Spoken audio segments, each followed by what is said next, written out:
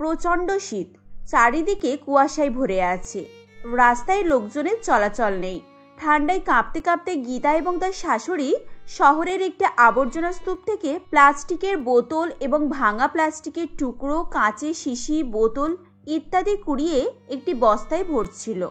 এমন সময় গীতার 5 বছরের মেয়ে বুলটি সেখানে আসে এবং সে বলে, মা ঠাম্মা, তাড়াতাড়ি চলো, বাবা আবার কেমন ভুলভাল বকছে। বাবা আমাকে চিনতেই পারছে না। আবার মনে হয় ছেলেটার ভুল বকা শুরু হয়েছে। বৌমা, তুমি এক্ষুনি দৌড়ে যাও, মনে হয় আবার সবকিছু ভাঙচুর করবে। স্বপ্না দেবীর কথা শুনে গীতা ছুটে যায় এবং গিয়ে দেখে তুহিন সত্যি ভুলভাল বকছে আর সবকিছু টেনে টেনে ফেলে দিচ্ছে, যেটা দেখে গীতা কান্না শুরু করে দেয়। মা, আপনি তাড়াতাড়ি আসুন, দেখুন আপনার ছেলে আবার প্রলাপ বকছে। কি সামলানো যাচ্ছে না, তাড়াতাড়ি দড়ি নিয়ে আসুন মা, এর হাত পা বাঁধতে হবে, না হলে আমাদের মাথার উপর থেকে তিরপলের ঘরটুকু আর বাঁচাতে পারবো না। এরপর স্বপ্না দেবী, গীতা ও বুলটি তারা 3 জন মিলে তুহিনকে দড়ি দিয়ে বেঁধে দেয় আর গীতা তাকে ঘুমের ওষুধ খাইয়ে দেয়। এসব কিছু দেখে বুলটির খুব ভয় পেয়ে যায় এবং সে কাঁদতে কাঁদতে বলে, মা, বাবা কেন এরকম করে? বাবা তো আগে এরকম করতো না। বাবা তো কত ভালো ছিল। বাবা আমার জন্য কত খেলনা আনতো, আমার সঙ্গে বাবা খেলা করতো, আমরা বাবার সঙ্গে ঘুরতে যেতাম। তাহলে কেন বাবা এরকম করছে? মা, আমরা কি আর আগের মতো জীবন ফিরে পাবো না? ছোট বুলটির মুখে সব কথা শুনে স্বপ্না দেবী এবং গীতা দুজনেরই চোখে জল চলে আসে। আসলে বুলটি ঠিকই বলছিল, তাদের প্রথম থেকে এই দুরবস্থা ছিল না, আর নাইবা তারা এই দুর্দিনের মধ্য দিয়ে জীবন অতিবাহিত করে এসেছে। বেশ কয়েক মাস আগের কথা, তখন স্বপ্না দেবীর বাড়িতে সবকিছুই ঠিকঠাক ছিল। স্বপ্না দেবী তার একমাত্র ছেলে তুহিন, বৌমা গীতা এবং ছোট নাতনি বুলটিকে নিয়ে বেশ আনন্দের সঙ্গেই বসবাস করছিলেন। কিন্তু হঠাৎই তাদের জীবনে এই দুর্দিন নেমে আসে। আসলে তুহিন ছিল খুবই সরল এবং সৎ মনের মানুষ। তুহিন যে কোনো কাজই খুব নিষ্ঠা ভরে করত, সেজন্য অফিসে তার খুব সুনাম ছিল। এমনই একদিন তুহিনের ম্যানেজার তুহিনকে বলে, তুহিন, আমি তোমার কাজে খুবই ইমপ্রেস হয়েছি। এবারে আমি তোমাকে একটা গুরুত্বপূর্ণ কাজ দেব আর তোমার প্রমোশনও করে দেব। আজকে আমি এটা সকলের সামনে ঘোষণা করব। ধন্যবাদ স্যার, আপনাদের সহযোগিতা না থাকলে আমি এই কাজটা কখনোই পারতাম না। ম্যানেজার তুহিনকে খুবই প্রাধান্য দিত, যেটা তুহিনের আর সব কলিগরা মোটেও ভালো চোখে দেখত না। তুহিনের প্রতি তাদের হিংসা দিন দিন বাড়তেই থাকে। তারপর আর কি করার ছিল, যখন ম্যানেজার তুহিনের প্রমোশন এবং তাকে অফিসের সব থেকে গুরুত্বপূর্ণ দায়িত্বটা সকলের সামনে অ্যানাউন্স করে, তখন তুহিনের কলিগরা রাগে হিংসায় জ্বলতে থাকে। এরপর মনোজ নামের এক কলিগ রবিকে বলে, বুঝেছিস রবি, এই তুহিনের কিছু একটা ব্যবস্থা করতে হবে।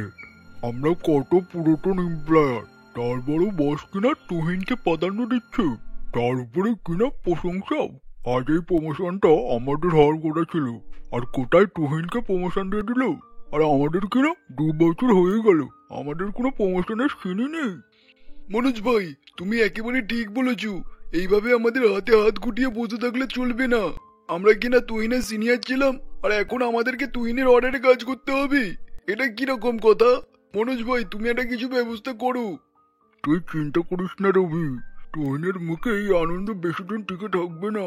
আমি একটা এমন প্ল্যান করবো না, তুহিনকে ম্যানেজার সব ঘাট ধাক্কা দিয়ে বের করে দেবে। তারপরে আর কি, ওরা আর রাত চলবে না। একদিন ম্যানেজার তুহিনকে অফিসের গুরুত্বপূর্ণ কাগজ এবং এক ব্রিফকেস টাকা দিয়ে একটি ক্লায়েন্টের সঙ্গে মিটিং এর নির্দেশ দেন। ব্যাস তখনই মনোজের মাথায় কুবুদ্ধি খেলে যায়। এই সুযোগটাকে কাজে লাগিয়ে মনোজ তুহিনকে ফাঁসিয়ে দেয়। বেচারা সরল সাদাসিধে তুহিন, এসবের সে কিছুই জানতো না, কিন্তু কেই বা তখন তুহিনের কথা শোনে। ম্যানেজার তুহিনকে অপমান করে ঘাড় ধাক্কা দিয়ে অফিস থেকে বার করে দেয়। তুহিন এই অপমানটা সহ্য করতে পারেনি, যার ফলে তার ব্রেনে একটা অ্যাটাক হয় এবং সে পাগলে পরিণত হয়ে যায়। দিনের পর দিন কোনো কাজকাম না করার ফলে তাদের ঋণ বাড়তেই থাকে, যার ফলে গ্রামের লোকেরা তাদের প্রতি ক্ষিপ্ত হয়ে যায় এবং পঞ্চায়েত প্রধানের কাছে গিয়ে তাদের নামে নালিশ জানায়। তখন পঞ্চায়েত প্রধান এসে তাদেরকে ঘর থেকে বেরিয়ে যাওয়ার নির্দেশ দেন। তখন স্বপ্না দেবী বলেন, প্রধান বাবু, দয়া করে আমাদেরকে বাড়ি থেকে বের করে দেবেন না।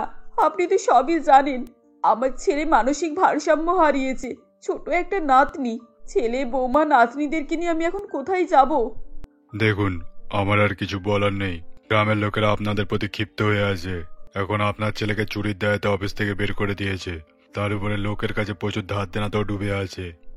বাবু, আমার ছেলে চোর নয়, ওকে মিথ্যা অপবাদ দিয়ে তাড়িয়ে দিয়েছে। আর আমাদেরকে একটু সময় দিন, আমরা সকলের ঋণ মিটিয়ে দেব। দয়া করে আমাদেরকে ঘর ছাড়া করবেন না। দেখুন, এখন কথাবার্তা বলে আর কোনো লাভ নেই। গ্রামের মানুষরা আপনাদের প্রতি এতই ক্ষিপ্ত হয়ে আছে যে সকলেরই অভিযোগ আপনাদের ঘর থেকে বের করে দিতে। তাই আপনারা ঘর থেকে বেরিয়ে যান। প্রধানবাবুর কথা শেষ হতে না হতেই গ্রামের লোকেরা হইচই ফেলে দেয় এবং তাদেরকে সেই ঘর ছেড়ে চলে আসতে হয়। এরপর তারা কিছুটা পথ পায়ে হেঁটে এগিয়ে আসে। এমন সময় গীতা বলে, মা, এখন আমরা কোথায় যাব? আমাদের তো যাওয়ার কোনো জায়গা নেই। কিন্তু এভাবে তো আমরা রাস্তায় রাস্তায় এই মানুষটাকে নিয়ে ঘুরে বেড়াতে পারি না। তার উপরে বুলটি, ও তো বাচ্চা, ওরও তো কষ্ট হচ্ছে। এত শীতে ওদের শরীর খারাপ হয়ে যাচ্ছে। কি জানি বৌমা, আমার মাথাতেও তো কিছু বুদ্ধি আসছে না। মানুষ এত নিষ্ঠুর কি করে হতে পারে? আমাদের সুখের পরিবারটাকে এক নিমেষে ভেঙে তছনছ করে দিল। আমাদের তো নিজের বলতে কেউ নেই এখানে। এখন আমরা কোথায় যাব? এরপর হঠাৎ গীতা একটা আবর্জনা স্তূপ দেখতে পায়। এরপর সে বলে, মা চলুন, থাকার জায়গা পেয়ে গিয়েছি। ওই দেখুন, ওখানে একটা আবর্জনা স্তূপ দেখতে পাওয়া যাচ্ছে। নিশ্চয়ই ওখানে কিছু না কিছু একটা ব্যবস্থা হয়ে যাবে। আসুন মা, চলো তুহিন। ইস মা, আমরা এই নোংরা জায়গায় থাকবো? কি গন্ধ বের হচ্ছে এখানে। না মা, আমি এখানে থাকবো না। মা বাড়ি চলো, আমি আমাদের বাড়িতেই থাকবো। চলো না মা, বাড়ি চলো না। না রে মা, ওটা আর আমাদের বাড়ি নেই। এখন থেকে এটাই আমাদের বাড়ি। আমরা যদি ওখানে ফিরে যাই, ওরা তোর বাবাকে আর আমাদেরকে মারধর করবে। তোর কি সেটা ভালো লাগবে বল? কটা দিন কষ্ট কর মা, দেখবি ঈশ্বর একটা না একটা উপায় ঠিক বের করে দেবেন। হ্যাঁ বুলটি দিদি ভাই, সারা জীবন মানুষের কষ্টের দিন থাকে না, মানুষের দিন পাল্টায়। এরপর তারা সেই আবর্জনা স্তূপের দিকে এগিয়ে যায়। এরপর গীতা একটা বড় পাইপ দেখতে পায়। তখন, মা পেয়ে গেছি, আমাদের মাথা গোজার ঠাঁই আমরা পেয়ে গেছি। ওই দেখুন, একটা বড় পাইপ। আমরা এখানে চারজনে ভালোভাবেই থাকতে পেরে যাব। কিন্তু বৌমা, এটা তো খুব নোংরা। এখানে কি করে এই বাচ্চা আর আমার মাথা খারাপ ছেলেটাকে নিয়ে থাকবো বলো তো? আর যা ঠান্ডা পড়েছে, এতে তো আমরা দিন দাহাড়ে মারা যাব। মা, সর্বহারা মানুষদের এর থেকে ভালো আর কিছুই হতে পারে না। এই পাইপটাকে আমি ভালো করে পরিষ্কার করে দেব আর আমাদের থাকার উপযোগী করে তুলবো। আর আমি আবর্জনা থেকে কাগজ কুড়িয়ে আগুন জ্বালিয়ে দেব। এতে করে একটু কষ্ট কম হলেও হতে পারে। আপনি আপনার ছেলে আর বুলটিকে একটু সামলান, আমি এক্ষুনি সব পরিষ্কার করে দিচ্ছি।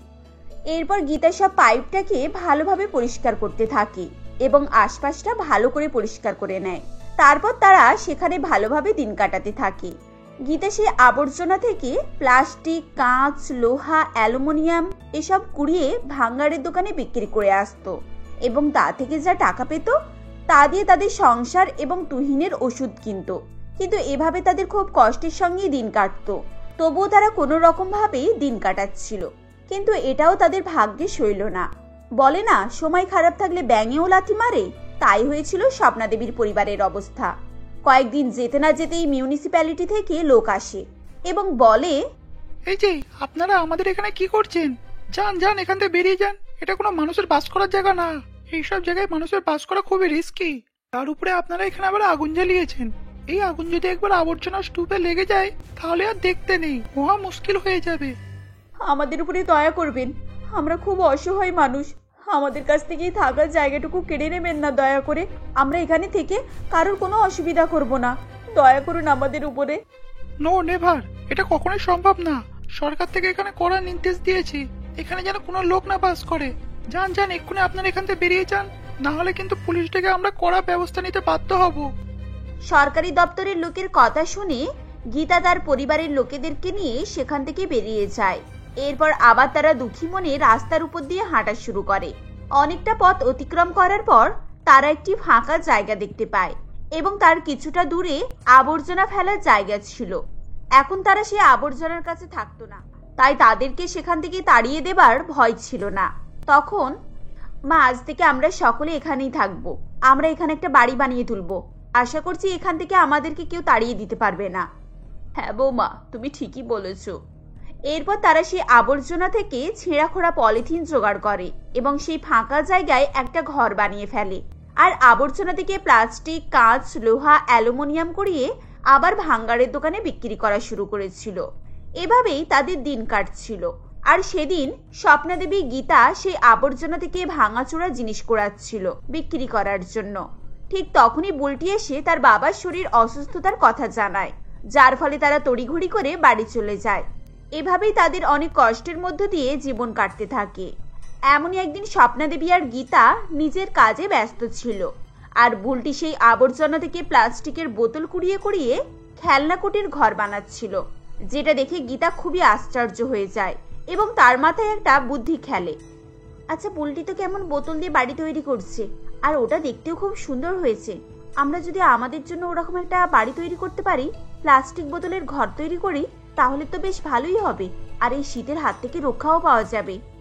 এরপর গীতা তার পরিকল্পনার কথা তার শাশুড়ি মাকে জানায়, যেটা শুনে তিনিও সম্মতি দেন। এরপর আবর্জনা থেকে প্লাস্টিকের বোতল কুড়িয়ে কয়েকদিন পরিশ্রম করার পর গীতা এবং স্বপ্নাদেবী প্লাস্টিক বোতলের একটি সুন্দর বাড়ি বানিয়ে ফেলেন। বোতলের বাড়িটা দেখতে অসাধারণ ছিল।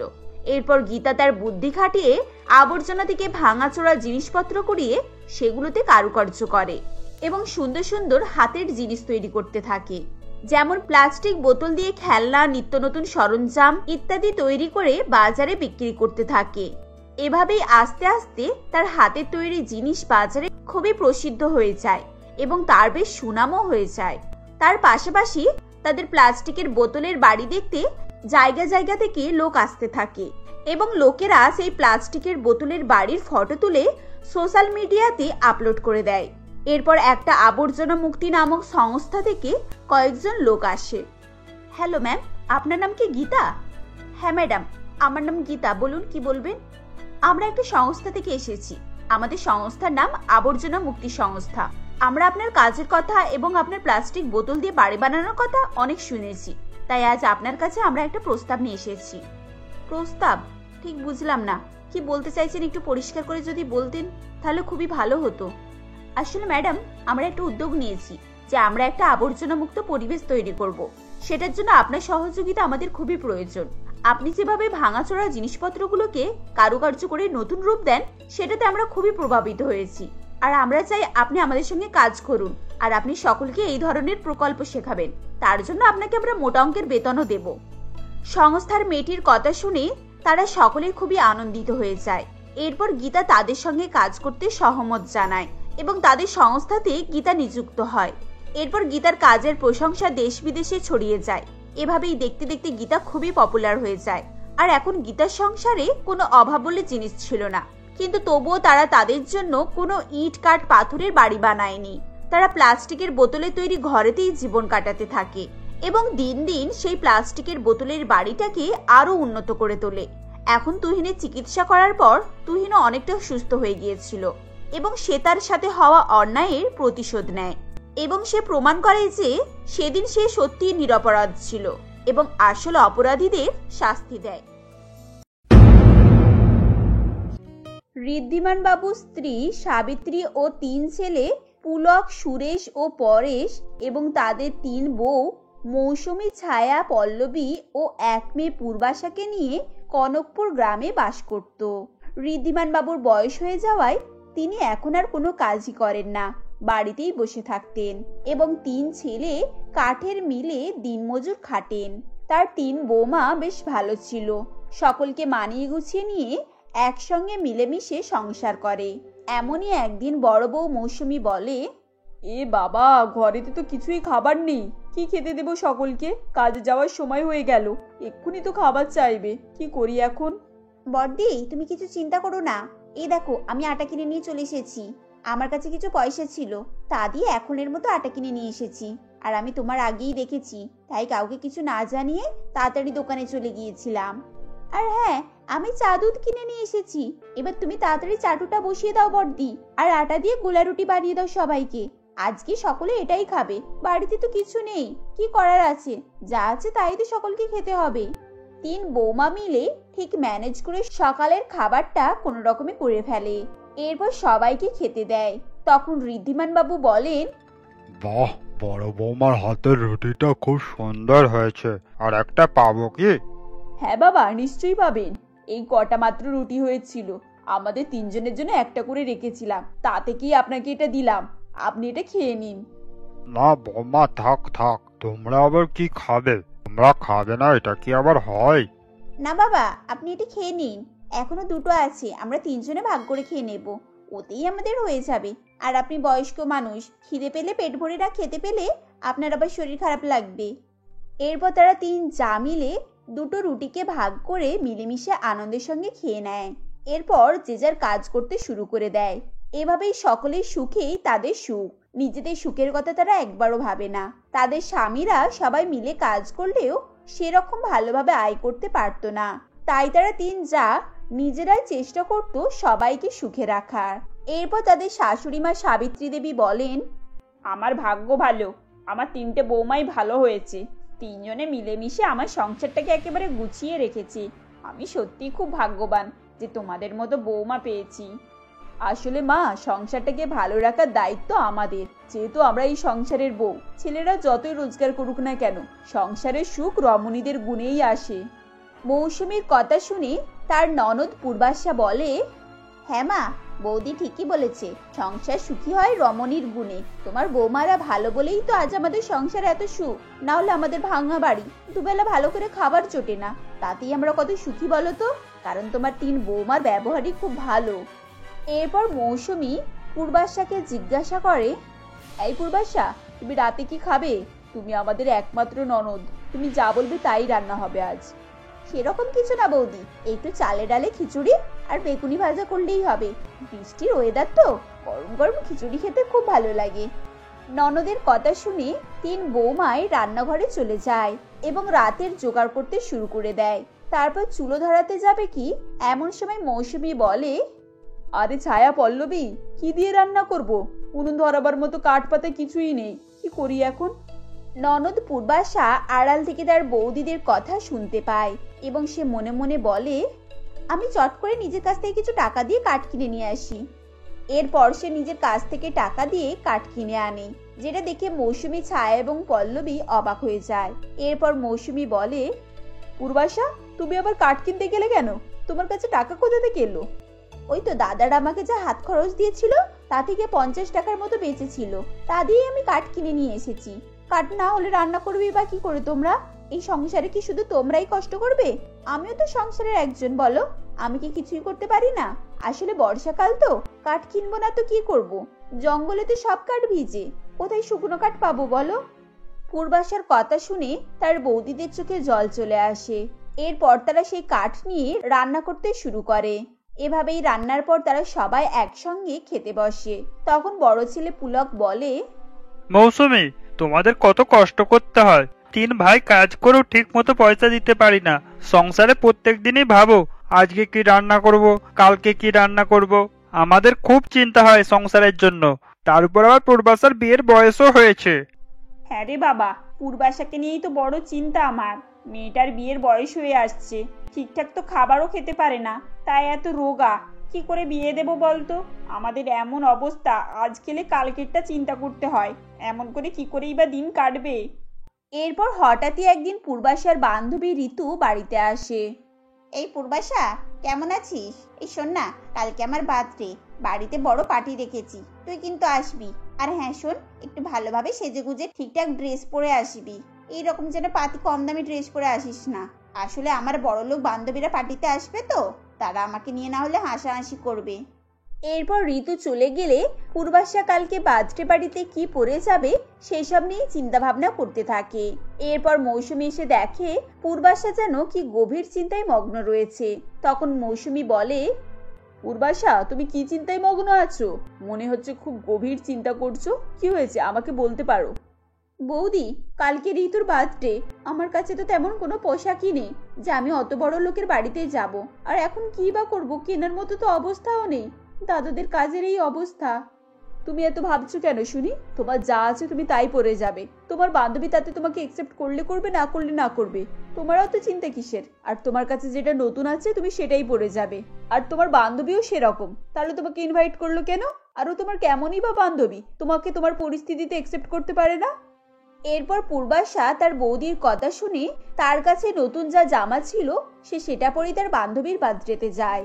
সেখানে পূর্বাশার ড্রেস দেখে সবাই হাসাহাসি করতে থাকে। তাই দেখে ঋতু বলে, হ্যাঁ রে পূর্বাশা, তোকে আমি কত করে বলে এলাম তুই ভালো ড্রেস পরে আসবি, আমার বড়লোক সব বান্ধবীরা আসবে, সেই তুই পাতি ড্রেস পরে চলে এলি। তোকে ইনভাইট করাটাই আমার ভুল হয়েছে জানিস তো। তুই যদি আমাকে বন্ধু ভাবতিস তাহলে এই কথাগুলো আজ বলতিস না। আমি যেমনই হই না কেন, আমি তোকে খুব ভালোবাসি, তোকে নিজের বন্ধু ভাবি, কিন্তু তুই সেরকম আমাকে ভালোবাসিস না, কারণ বন্ধুত্বের মধ্যে ধনী গরিবের ভেদাভেদ আসে না। ঋতুকে কথাগুলো বলে পূর্বাশা পার্টি ছেড়ে কাঁদতে কাঁদতে বাড়ি ফিরে আসে। তারপর বৌদিরা জিজ্ঞাসা করলে পূর্বাশা বলে, বৌদি, আমাকে পার্টিতে অপমানিত হতে হয়েছে, আমি আর কখনো ঋতুর সঙ্গে সম্পর্ক রাখবো না। ও বড় লোক, আমি গরিব, তাই আমাকে সব সময় কথা শুনতে হয়। আমি এরকম বন্ধু চাই না বৌদি, আর এরকম বার্থডে পার্টিও আমার দরকার নেই। আমার তো কখনো বার্থডে হয় না, তাই আমার খুব ভালো লাগে বার্থডে পার্টিতে যেতে। ননদের কথা শুনে মৌসুমী বলে, ঠিক আছে পূর্বাশা, তুমি মন খারাপ করো না, আমরা সবাই তোমার বার্থডে পালন করব। সত্যি বৌদি, তোমরা আমার বার্থডে করবে? আমি খুব খুশি। আমার বার্থডে কোনোদিনও হয়নি জানো তো, তোমরা যদি আমার বার্থডে করো আমি খুব আনন্দ পাবো। এই বলে পূর্বাশা তার বৌদির গলা জড়িয়ে ধরে। এরপর সে আনন্দের সঙ্গে সেখান থেকে চলে যায়। তারপর তারা তিন যা মিলে যুক্তি করতে থাকে কিছু একটা করতে হবে তাদেরকে, না হলে কি করে তারা পূর্বাশার বার্থডে সেলিব্রেট করবে। আর তখনই ছায়া বলে, দিদি, আমরা যদি ফ্যাক্টরিতে কাজে লাগি তাহলে কেমন হয়? সেখানে দিনরাত ধরে আমরা পরিশ্রম করে টাকা জমাবো। কথাটা তো ভালোই বলেছিস, ঠিক আছে তাই করা যাক। তারপর তারা কাউকে কিছু না বলে তারা তিনজনেই কাজ করতে বেরিয়ে যায়। একটা ফ্যাক্টরিতে সাফ সাফাইয়ের কাজ করতে থাকে। তিনজনে দিন রাত ধরে সাফ সাফাই করে টাকা জমায়। তারপর পূর্বাশার বার্থডে এলে অনেক ধুমধাম করে ডেকোরেশন করে বড় কেক নিয়ে আসে এবং পূর্বাশার জন্য একটা সুন্দর ড্রেস নিয়ে আসে। এরপর সময় মতো পূর্বাশা ঘরে আসলে সবাই মিলে তাকে বার্থডে উইশ করে। এই নাও বার্থডে গার্ল, এতে তোমার ড্রেস আছে, আমরা তিনজনে গিফট করলাম তোমাকে। এই ড্রেসটা পরে তাড়াতাড়ি আসো, তারপর সবাই মিলে আমরা কেক কাটবো। বৌদি, এত কিছু আয়োজন করেছো আমার জন্য, আমি খুব খুশি হয়েছি। আজ সত্যি বলছি, ভগবান যেন তোমাদের মতন বৌদি আমাকে 7 জন্ম ধরে দেয়। আচ্ছা ঠিক আছে ঠিক আছে, যাও, ওসব কথা পরে হবে, আগে ড্রেসটা পরে আসো, আমরা সবাই অপেক্ষা করছি তোমার বার্থডে কেক কাটবো বলে। হ্যাঁ পূর্বাশা, তাড়াতাড়ি চট করে রেডি হয়ে নেই, আমরা অনেকক্ষণ থেকেই তোর জন্য অপেক্ষা করছি। আর বাইরে খুব বৃষ্টিও হচ্ছে, ওয়েদার ভালো নেই, এই ঘরেরও কোনো ভরদস্তি নেই, কখন কি হবে, তাই তাড়াতাড়ি রেডি হয়ে নেই, কেকটা কেটে নিই। এরপর পূর্বাশা সুন্দর একটা গ্রাউন পরে বাইরে বেরিয়ে আসে এবং পূর্বাশাকে দেখে সবাই খুবই খুশি হয়ে যায়। পূর্বাশাও খুব আনন্দ পায়। এরপর সে বলে, বৌদি, আজকে আমার খুব আনন্দ হচ্ছে, এত সুন্দর একটা ড্রেস আমাকে গিফট দেওয়ার জন্য। তোমাদেরকে কি যে বলে ধন্যবাদ দেবো আমি কিছু ভাষাই খুঁজে পাচ্ছি না। আচ্ছা ওসব কথা পরে হবে, এখন আগে আসো, তাড়াতাড়ি কেকটা কাটি। এরপর তারা সবাই মিলে একসঙ্গে আনন্দের সঙ্গে কেক কাটতে যাবে কি তখনই জোরে বৃষ্টি আসে এবং তাদের টালির চাল থেকে জল টপ টপ করে তাদের গায়ে পড়তে থাকে। এরপর পূর্বাশা বলে, এ কি বৌদি, গায়ের উপরে তো জল পড়ছে, এই অবস্থায় আমি কি করে কেক কাটবো? আর কেকের উপরেও জল পড়ছে তো। তাতে কোনো অসুবিধা নেই, তুমি কেকটা তাড়াতাড়ি কাটো, না হলে আরো জোরে বৃষ্টি পড়বে। তারপর সবাই মিলে আনন্দের সঙ্গে একসঙ্গে কেক কেটে খুব মজা করে। পূর্বাশা ও তার দাদা বৌদিদেরকে নিয়ে খুবই আনন্দ করে। পরের দিন যেটুকু টাকা বাকি পড়েছিল তা দিয়ে ঘরের ছাদটা মেরামত করে নেয়। গরিব হলেও এরকম সুখী পরিবার খুব কমই দেখা যায়। আর যাদের বাড়িতে রূপে ও গুণে লক্ষ্মী বউ থাকে তাদের তো কোনো কথাই নেই। এরপর থেকে তারা তিন যা মিলে একসঙ্গে মিলেমিশে ফ্যাক্টরিতে কাজ করে এবং সুখে শান্তিতে জীবনযাপন করতে থাকে।